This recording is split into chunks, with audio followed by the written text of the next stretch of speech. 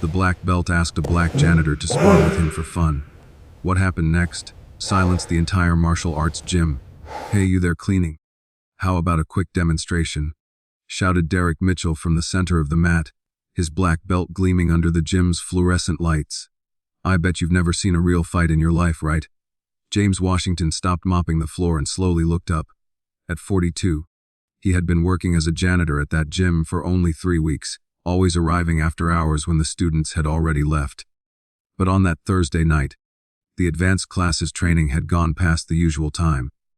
"I don't want to bother you, Sensei," James replied calmly, returning to scrubbing a stubborn stain on the floor. "Just finishing up here so you can get back to it." Derek let out a loud theatrical laugh that echoed through the gym. "Everyone, look at this." The guy's afraid to even step on the mat. The 8 students present laughed nervously, some clearly uncomfortable with the situation. What Derek didn't know was that James had spent the last 20 years trying to completely forget who he really was. 20 years since he left the ring after an accident that changed his life forever. 20 years keeping a secret that not even his teenage daughter knew about. "Come on, man," Derek continued, approaching him with that arrogant smile he used to intimidate beginners. "Just a little demonstration. I bet you don't even know how to do a basic guard. How about showing my students the difference between someone who trains and someone who just cleans?" James felt that familiar sensation in his chest, like a dormant muscle being awakened after years of inactivity. His eyes met Derek's briefly, and for a split second, something passed between them that made the instructor take an involuntary step back. "Just an educational demonstration," Derek insisted, now trying to hide the sudden uncertainty in his voice. "Nothing too serious, just to show the beginners why it's important to respect the martial art."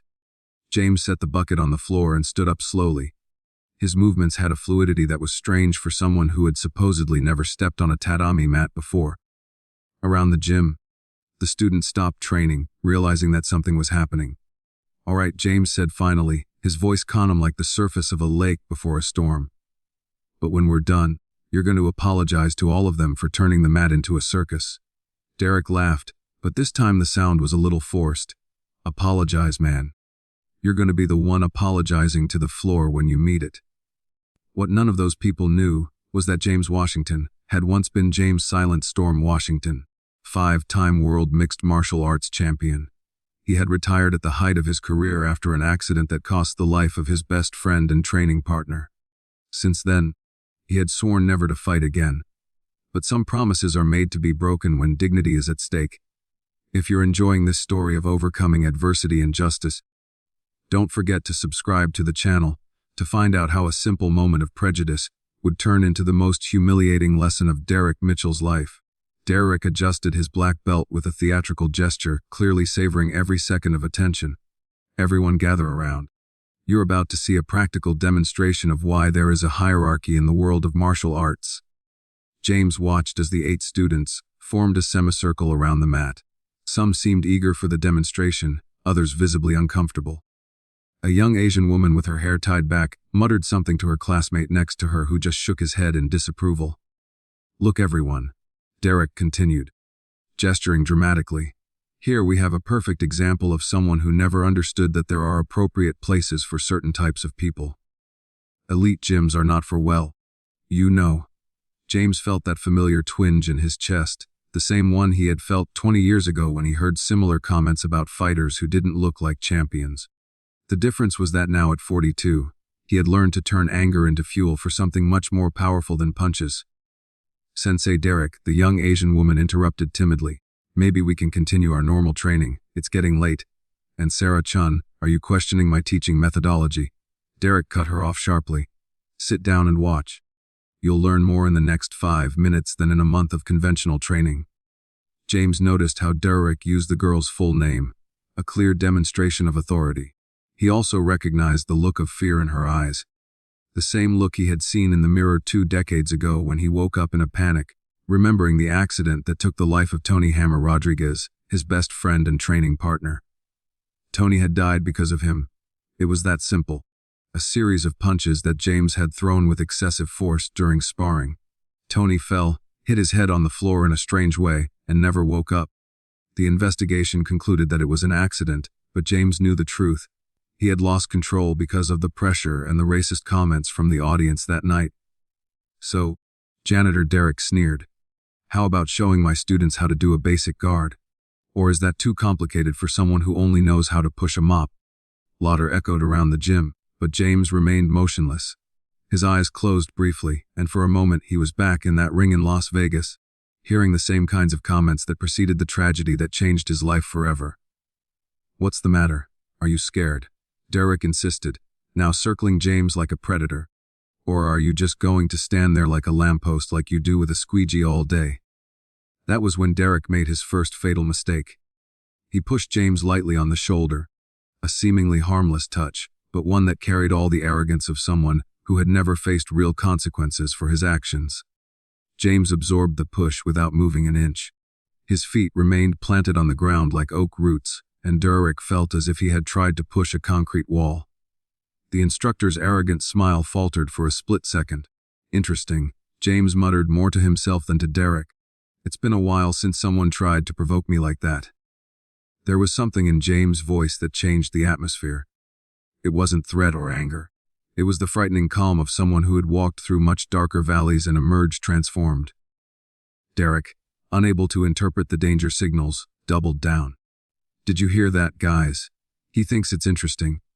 How about we show him the difference between thinking and knowing?" What Derek didn't realize was that every humiliating word and gesture was awakening something in James that had been dormant for 2 decades. Not anger or a thirst for revenge, but something far more dangerous. The crystal clear memory of who he really was when he stopped hiding. Sarah Chun watched the scene with growing discomfort. There was something about the way the janitor breathed, the way his muscles tensed almost imperceptibly, that reminded her of the documentaries about large predators she watched on the Discovery Channel. The calm before the attack. "Last chance, buddy," Derek announced, now clearly irritated by James' lack of response. "Either you accept the demonstration like a man or I call security to escort you out. And guess what? You lose your job, too." James opened his eyes slowly. When his gaze met Derek's, the instructor felt a chill run down his spine, as if he had just awakened a dragon he thought was a harmless lizard. "All right," James said finally, his voice low, but laden with an authority that made everyone present fall silent instantly. "But when we're done, I want you to explain to your students why you turned a place of learning into a circus of humiliation." Derek laughed, but this time the sound was nervous. "Explain, man. You're going to have a lot of explaining to do when you're on the floor." What neither of them knew was that James had spent the last 20 years not only running from his past, but perfecting an emotional control that had transformed his former, destructive rage into something much more refined and devastatingly effective.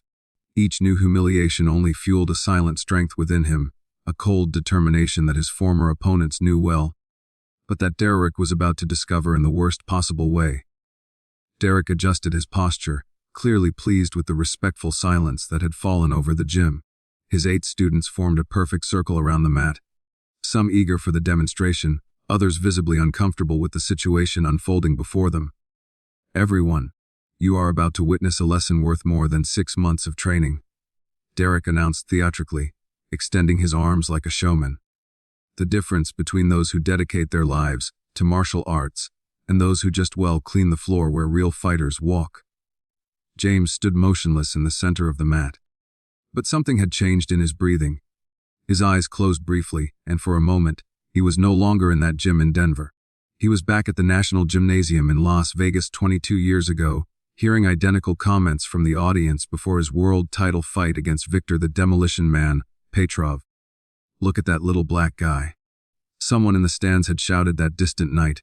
"I bet he won't last 3 rounds against a real fighter." James had won by technical knockout in the 2nd round, but the victory had cost him dearly. The pressure of the racist comments had caused him to lose control during the following sparring session, resulting in the accidental death of Tony Rodriguez. "So, Janitor," Derek sneered, now circling James like a predator, "how about showing my students how not to do a basic guard? Or is that too complicated for someone who only knows how to push a mop?" That's when Sarah Chin couldn't stay silent any longer. The 22-year-old purple belt in jiu-jitsu and master student in sports psychology had spent the last 2 years documenting cases of discrimination in sports for her thesis. What she was witnessing was valuable academic material but also deeply disturbing. "Sensei Derek," she interrupted firmly. "Can I ask you a question? Why exactly do you think it's necessary to humiliate someone who is just doing his job?" The silence that followed was deafening. Derek slowly turned to Sarah, his eyes narrowing with a mixture of surprise and irritation. "Excuse me, Sarah, but who's teaching the class here?" "You are," she replied calmly, "but that shouldn't include racial humiliation disguised as a technical demonstration." Several students exchanged nervous glances. No one had ever confronted Derek like this before. The instructor felt his face flush with a mixture of anger and embarrassment. "Racial," Derek laughed forkily. "This has nothing to do with race. It has to do with respect for the martial art and knowing your place."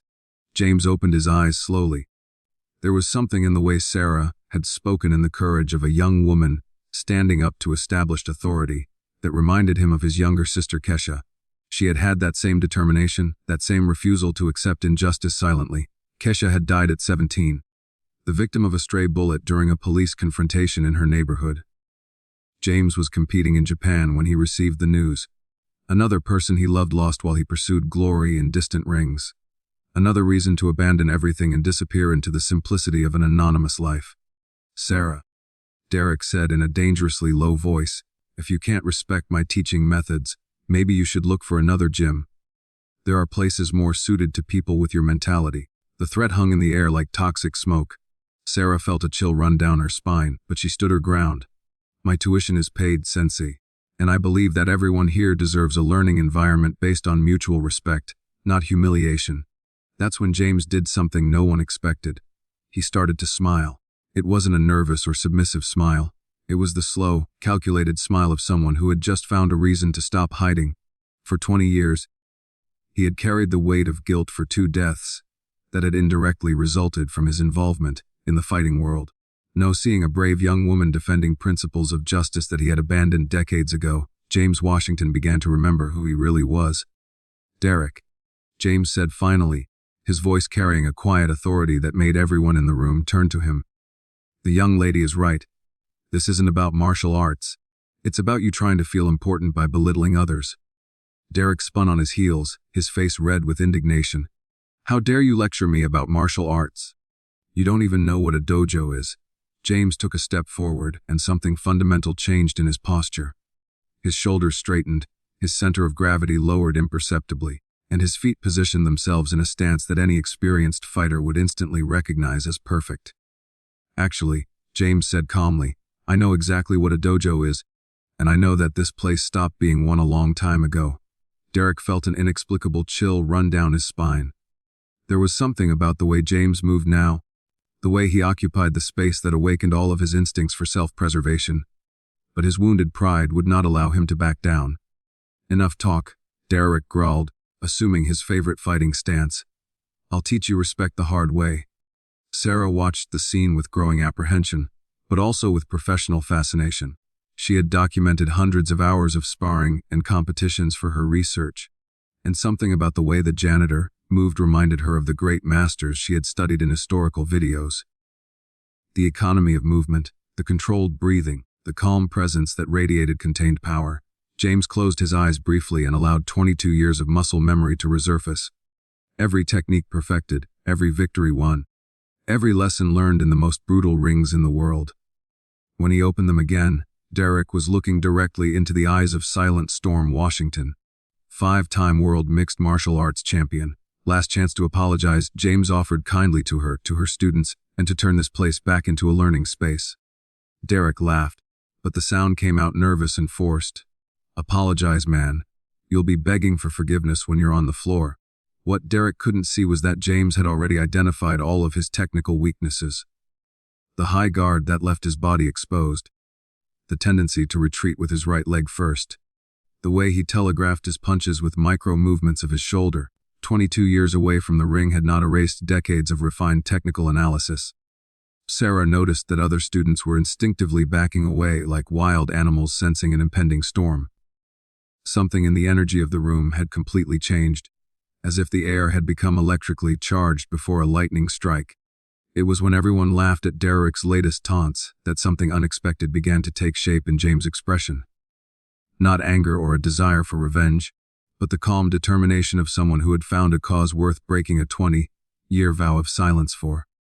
Some of those present began to realize that something extraordinary was about to happen, even without fully understanding what their eyes were witnessing. Derek assumed his favorite fighting stance, the one he had used to intimidate hundreds of beginners over the years. Feet shoulder-width apart, fists clenched at chest level. Weight slightly forward, the classic stance of someone who'd learned martial arts in controlled environments against predictable opponents. James stood motionless for a few seconds, simply observing. His eyes scanned Derek from head to toe, automatically cataloging every technical detail. The high guard that left his ribs exposed. The unstable base that compromised his balance. The excessive tension in his shoulders that telegraphed every move before it even began. Still waiting, Derek sneered, hopping slightly on his feet. Or are you just going to stand there like a lamp post? That's when James did something no one expected. He started to move. It wasn't a dramatic change, just a subtle repositioning of his feet, a slight lowering of his center of gravity, his shoulders relaxing into a perfectly horizontal line. But to anyone who knew what to look for, the transformation was instantaneous and frightening. Sarah Chin felt a chill run down her spine. During 2 years studying sports biomechanics, she had analyzed hundreds of hours of footage of great fighters. What she had just witnessed was the transition from an ordinary man to a born predator. A change as subtle as it was devastating. Interesting. Derek muttered, his confidence wavering for the first time. There was something about the way James occupied the space, now that awakened all of his self-preservation instincts. James took a step forward and Derek instinctively backed away. The movement was so involuntary, so primitive that several students noticed. A black belt backing away from a janitor. The power dynamic in the room had completely shifted. Problem? James asked softly, his voice carrying a quiet authority that silenced everyone. Derek felt the blood rush to his cheeks. His reputation was being questioned in front of his own students. He couldn't back down now, even though every fiber of his being was screaming at him to stop and apologize. No problem, Derek replied, forcing a smile. Just admiring your posture. Did someone teach you that on YouTube? The joke fell flat. No one laughed. The tension in the room had become almost palpable. Actually, James said calmly, I learned it at a place called the Las Vegas National Gym. Maybe you've heard of it. Derek frowned. The name sounded familiar, but he couldn't place the reference. Las Vegas. What kind of weekend boot camp did you do there? Sarah Chun discreetly pulled her phone out of her pocket and quickly typed Las Vegas National Gym Martial Arts. What she found made her blood run cold. This wasn't just any prep course. It was where the world's greatest MMA champions of the last 3 decades had trained. Derek, James continued, his voice still calm. Last chance. Apologize to Sarah for questioning her right to speak. Apologize to your students for turning this place into a circus. And most of all, apologize to yourself for becoming exactly the kind of person that martial arts should teach you not to be. The offer of clemency hung in the air like smoke. Derek could have chosen humility. He could have acknowledged that he had crossed a line. He could have preserved what little dignity he had left. Instead, he attacked. Derek's first punch was technically perfect. A fast, accurate jab, executed exactly as he had learned in the manuals. It was the kind of punch that worked against 99% of the people he had sparred with over the years. James wasn't in the 99%. The movement was so fast, so fluid that half of those present couldn't even process what had happened. James simply wasn't where Derek's fist had been aimed. His body had slid to the side like water flowing around a rock. And suddenly Derek was off balance, his arm extended into thin air. Nice try. James commented softly, already repositioned and perfectly balanced. Clean technique, adequate speed, but you telegraphed the move with your right shoulder. Derek spun wildly, trying to locate his opponent. How had someone moved so fast? Beginner's luck, he muttered, more to himself than to James. The second attack came in quick succession. Jab, straight, hook. 3 punches linked together with the precision of someone who had practiced the combination thousands of times. It was his favorite sequence. The one he used to finish sparring sessions and impress beginners. Again, James simply wasn't there. This time, Sarah managed to follow the movement. James had lowered himself slightly, allowing the jab to pass over his head by inches. The straight punch found only air when he leaned back in an impossible curve. And when Derek threw the hook with all his strength, James took a small step back, causing the fist to pass millimeters from his chin. Interesting combination, James observed, still breathing evenly. Works well against people who stand still, but you're leaving your left side completely exposed. After the hook, Derek was starting to sweat. This wasn't normal. He had landed thousands of punches in his life, and now he couldn't land a single one on a man who had supposedly never fought before. "Stop dancing and fight," Derek shouted, launching an even more aggressive sequence. That's when James decided the demonstration had gone on long enough. Derek's third attack, a desperate combination of punches and kicks, found only air once again, but this time something different happened. When Derek recovered after missing all his blows, James was inexplicably closer. "How?" Derek whispered, realizing he had completely lost control of the distance. "Derek," James said softly, now an arm's length away. "Do you want to know the difference between someone who learned to fight in gyms and someone who learned in professional rings?"